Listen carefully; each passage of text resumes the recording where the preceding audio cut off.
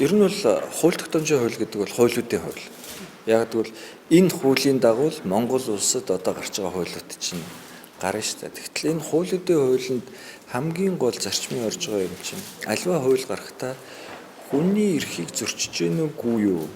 Хүний эрхийн одоо тэр үнэлгээ заавал хийж ээж хууль их хурлд орж ирж хилцэгддэг болж шүү дээ. Тэгэхээр нэг зайлшгүй ийм тавих хөстө босох шаардлага тавьчихж байгаа байхгүй.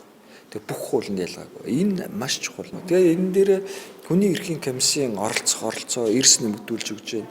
Хууль хяналтын байгууллагууд дээд шүүхэд нараас авах тэр нөгөө альва хууль гаргахын тулд энэ өнцгөөсөө заавал саналуудын бүх мэргэжлийн байгууллагуудаас авдаг болж шүү дээ. Тэр чинь хуулинд өөрт нь эргээд иргэнд ээлтэй байх хууль болгон иргэнд ээлтэй байх талаасаа эхлэл хүн боловсруулж эхлэхээс эхний үсэг тавьж эхлэхээс л бодох нь шүү дээ. Би энэ босхийг миний хууль давах уугүй юу гэдгийг л бодож эхлэх нь шүү дээ.